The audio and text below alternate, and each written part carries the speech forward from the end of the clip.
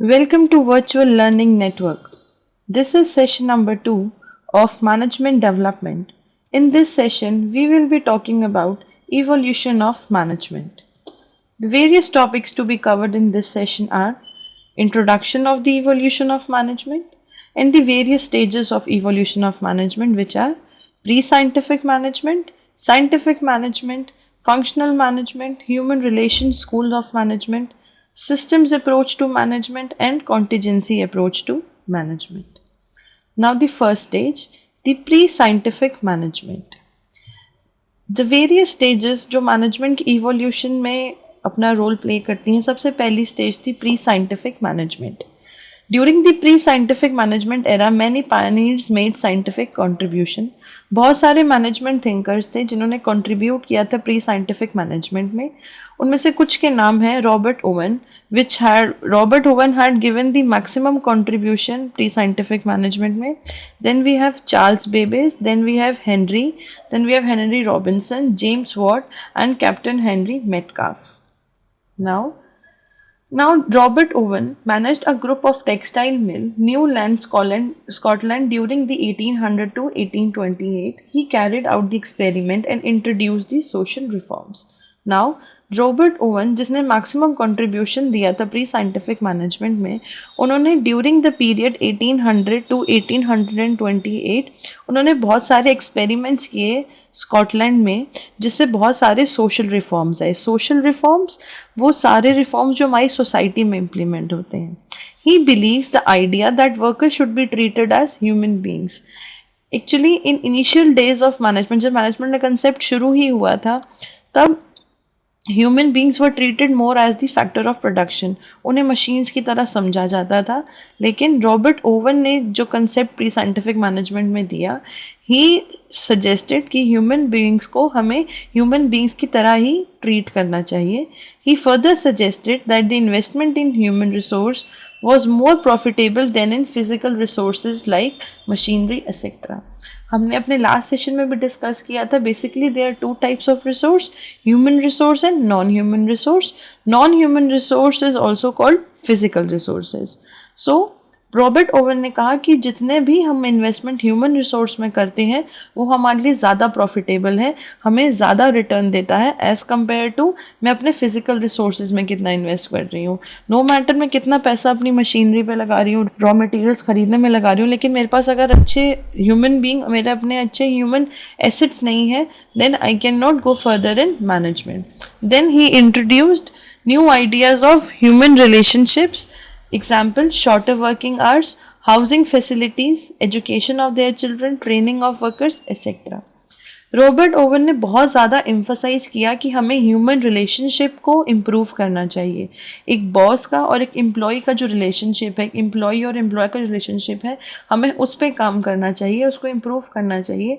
वो हम इम्प्रूव कर सकते थे बाय शॉर्टर वर्किंग आवर्स. हम उन्हें थोड़ा कम टाइम के लिए काम करवाएं. We can give them housing facilities. हम उन्हें घर रहने के बहुत से ऑप्शंस दे सकते थे, उनके चिल्ड्रन की एजुकेशन का ऑप्शन दे सकते थे, प्लस हम वर्कर्स को अलग अलग ट्रेनिंग भी दे सकते थे. Then later on came the era of scientific management. Scientific management is also called Taylorism, क्योंकि साइंटिफिक मैनेजमेंट का जो एंटायर प्रिंसिपल्स हैं, it was given by F.W. Taylor. Now the core ideas of the theory was developed by Frederick Winslow Taylor in 1880s and 1890s and were first published in his monographs, which were Shop Management 1905 में publish हुआ था ये, and The Principles of Scientific Management, it was published in 1911.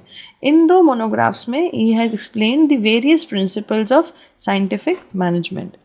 Actually Taylor believe कि जितने भी decisions हम लेते हैं, it should not be rule of thumb, hit and trial method नहीं होना चाहिए. रादर हमें केयरफुल स्टडी करना चाहिए अलग अलग एस्पेक्ट्स को. हमें इंडिविजुअल्स को स्टडी करना चाहिए, ऑर्गेनाइजेशन में जितने और पैरामीटर्स हैं, एनवायरनमेंट है, उनको स्टडी करना चाहिए, एंड उसके बाद we should make a decision.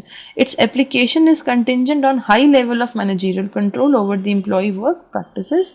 जो भी प्रिंसिपल्स टेलर ने दिए थे उसमें बहुत ज़्यादा एक्सटेंड तक मैनेजरियल कंट्रोल का रोल था.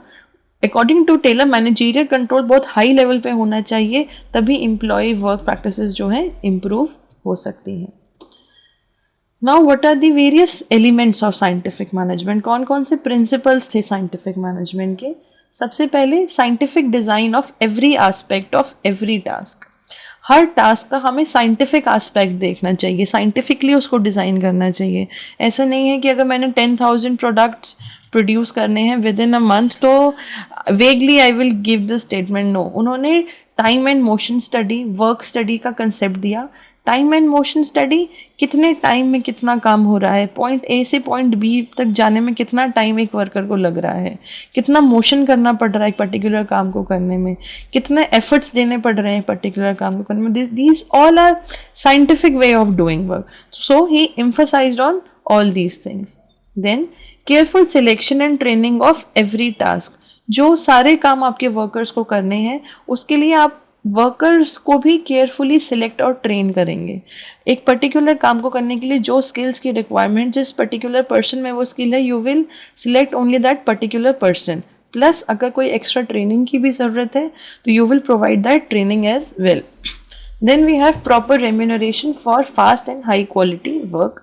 ही सेड कि हमें ज़्यादा से ज़्यादा रेम्यूनरेशन, ज़्यादा से ज़्यादा सैलरी देनी चाहिए हाई क्वालिटी वर्क के लिए। फॉर एग्जांपल 2 एम्प्लॉयज़ हैं, एक घंटे में 10 प्रोडक्ट्स बना रहा है और 1 घंटे में 15 बना रहा है। सो ऑब्वियसली जो 15 बना रहा है, obviously he will be expecting some remuneration, कुछ extra pay he will be expecting. That is why he emphasise कि मैक्सिमम आउटपुट पे आपको इंक्रीज पे देनी चाहिए। Then equal division of work and responsibility between workers and managers. Workers और managers के बीच में इक्वल वर्क एंड रिस्पॉन्सिबिलिटी होनी चाहिए। ऐसा नहीं है कि सारा काम वर्कर्स ही कर रहे हैं, उन्हें कुछ भी अथॉरिटीज़ नहीं दी गई हैं, प्लस मैनेजमेंट कुछ काम नहीं कर रही। ही रादर सजेस्टेड कि एक प्रॉपर अच्छे रिलेशनशिप अगर मैनेजर और वर्कर्स के बीच में चाहिए तो there should be equal division between the workers and the managers. Then what are the underlining themes, what were the basic assumptions जो टेलर मांग के ही चले थे। First, managers are intelligent, workers are and should be ignorant. Taylor ये believe करते थे कि मैनेजर्स इंटेलिजेंट हैं, उन्हें पता है काम कैसे करवाना है। ऑन दी अदर हैंड वो एज्यूम करके चलते थे कि वर्कर्स जो हैं दे आर बिट इग्नोरेंट, उन्हें इतना इंटेलिजेंट, उनका IQ लेवल नहीं है, इंटेलिजेंस लेवल नहीं है जितना मैनेजर्स का है। Second, provide opportunities for workers to achieve greater financial rewards. उन्होंने कहा कि हमें वर्कर्स को ज़्यादा से ज़्यादा अपॉर्चुनिटी देनी चाहिए ताकि वो ज़्यादा से ज़्यादा फाइनेंशियल रिवॉर्ड्स अचीव कर सके।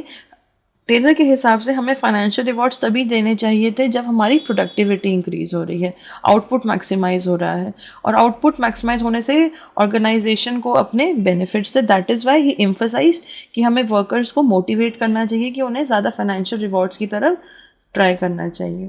Then workers are motivated almost solely by wages. उन्होंने ये एज्यूम ही कर लिया था कि वर्कर्स को सिर्फ वेजेस ही हैं जो मोटिवेट कर सकती हैं। बहुत सारे नॉन मॉनिटरी एस्पेक्ट्स भी कंपनी में होते हैं। फॉर एग्जांपल, आपको अगर कोई रिकॉग्निशन दे रहा है, आपके बॉस आपको प्रेस कर रहे हैं, लेकिन टेलर के हिसाब से वर्कर्स खाली वेजेस से ही मोटिवेट हो सकते थे, वो नॉन मॉनिटरी इंसेंटिव से मोटिवेट नहीं होते थे। उनके हिसाब से maximum effort should be equal to the higher wages. जिसने जितने एफर्ट्स किए हैं उसको उतना ही इंक्रीज इन पे मिलना चाहिए। Manager is responsible for planning, training and evaluating of the workers. Workers will be basically doing the operations, लेकिन जो मैनेजर है वो प्लान करेंगे क्या ऑपरेशंस करने हैं, किन किन ट्रेनिंग की ज़रूरत है, और वो उन ट्रेनिंग को जो फाइनल रिजल्ट्स हैं इवेल्युएट भी मैनेजर्स करते हैं। Then we have functional management. Then 5 elements of management are planning, organizing, command, coordinating and control. Now planning. Planning, deciding in advance. आपने पहले से ही फ्यूचर के बारे में कुछ एंटिसिपेट करके डिसाइड कर लिया। ऑर्गेनाइजिंग, आपने एक ऑर्गेनाइजेशन स्ट्रक्चर बना लिया कि who will come under home, किसके पास कितनी अथॉरिटी है, कितनी रिस्पॉन्सिबिलिटी है, कौन किसको आंसरेबल है। कमांड, कौन किसको ऑर्डर्स देगा। कोऑर्डिनेशन, सारे अलग अलग जो फंक्शंस हैं मैनेजमेंट के कैसे सिंक्रोनाइज होके इकट्ठे होके काम कर सकते हैं।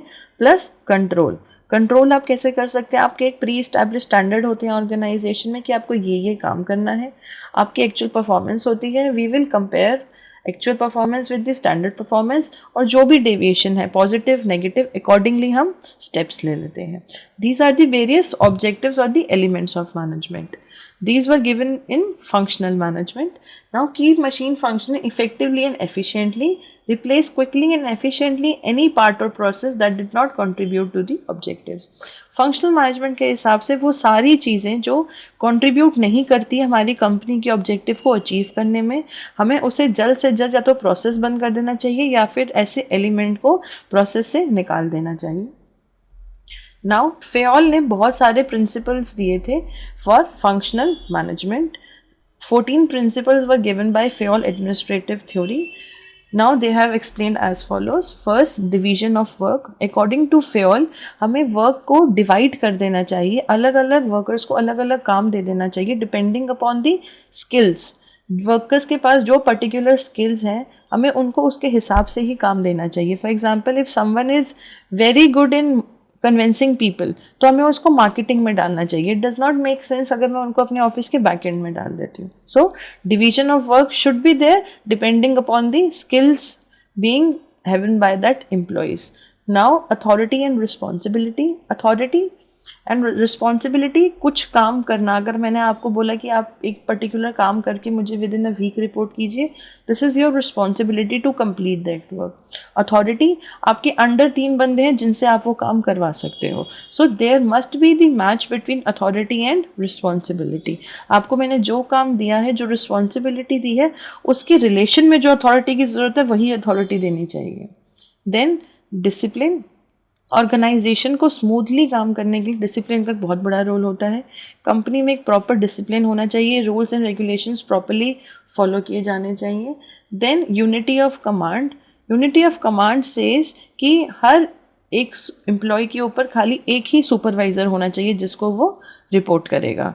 More than that will create confusion in the organization. So, for example, you are receiving orders from boss A and boss B. आप confuse हो जाओगे कि आपको कौन से boss की बात माननी है. So, to have the better clearance, आपने organization के proper functioning के लिए you should go for unity of command. Then we have unity of direction. One manager per set of activities. Unity of direction says कि एक manager होना चाहिए जो एक particular काम को देख रहा है. Then subordination of individual interest to general interest. Organisation में हम n नंबर ऑफ एम्प्लॉयज़ काम करते हैं. हर एम्प्लॉय का अपना पर्सनल ऑब्जेक्टिव भी होता है प्लस ऑर्गेनाइजेशन का अपना ऑब्जेक्टिव होता है. व्हाट फेओल सेड वाज कि हमें सबऑर्डिनेट कर देना चाहिए इंडिविजुअल इंटरेस्ट को. मीन्स हमें पहले अपना इंडिविजुअल इंटरेस्ट ना देखिए, ऑर्गेनाइजेशन का एज अ होल जो इंटरेस्ट है उस पर एम्फसाइज करना चाहिए. ओनली इन दैट केस आपका अपना पर्सनल ऑब्जेक्टिव भी अकम्प्लिश हो पाएगा. For example, if you want to get promoted in the organisation तो आपको पहले अपना मैक्सिमम आउटपुट देना पड़ेगा ताकि कंपनी ग्रो करे. कंपनी ग्रो करेगी then only you will be promoted, तभी आपकी सैलरी इंक्रीज होगी. Then remuneration of the personnel. Remuneration, the salary, wages which worker will be getting. So remuneration should be in sync with the work which has been done by the workers. जितना काम जिसने किया है accordingly उनको उतनी पे मिलनी चाहिए, fair पे होनी चाहिए, timely payment होनी चाहिए wages की. Then we have centralization. Centralization basically means power is restricted to a particular few number of people. Maybe it could be one person or more than one person. Power अगर कुछ एक particular लोगों के ही हाथ में है, this is centralisation.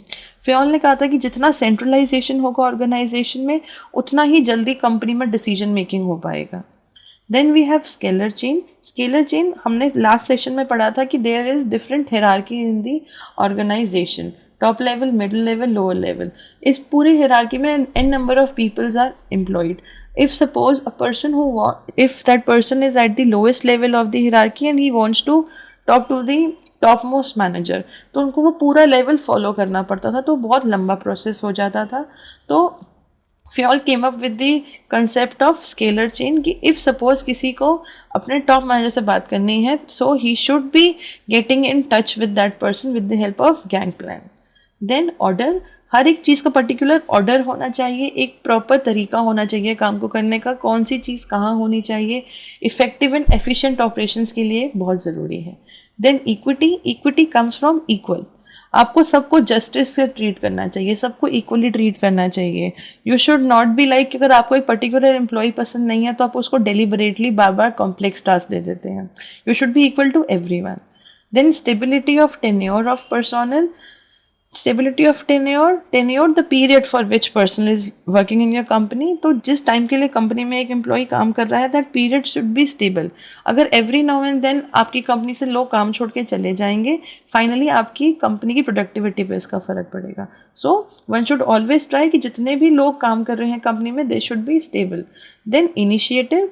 Manager should rely on workers initiative. अगर workers कोई इनिशिएटिव लेते हैं कुछ नया काम करने का या कुछ चैलेंजिंग टास्क करने का, manager should motivate them.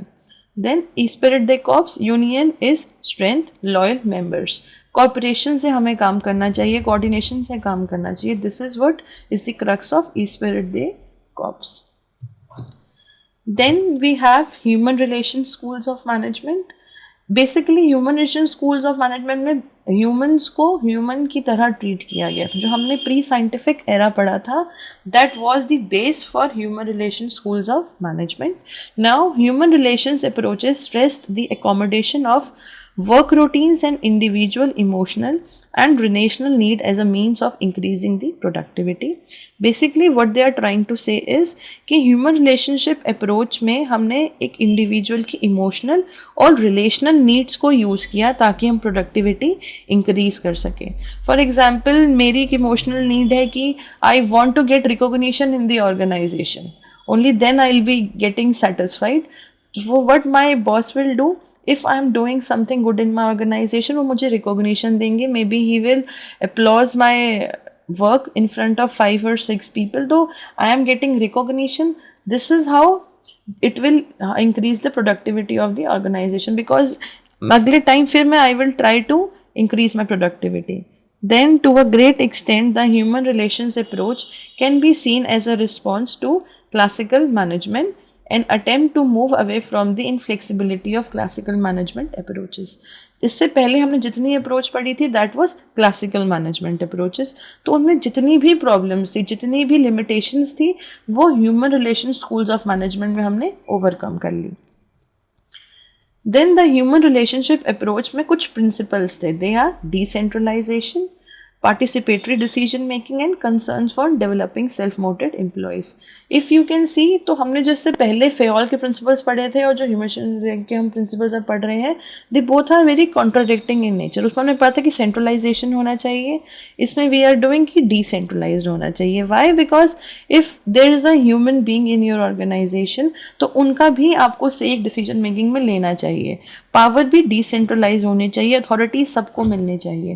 Decision making में उनका भी एक रोल होना चाहिए, पार्टिसिपेशन होना चाहिए. दे should be having concern for self motivated employees. Self motivated employees जो अपने आप से आगे इनिशिएटिव लेके काम करते हैं. Thus, the human relation approach suggests changing in the structure of organization itself, in the nature of work and in the relationship between supervisor and the subordinate.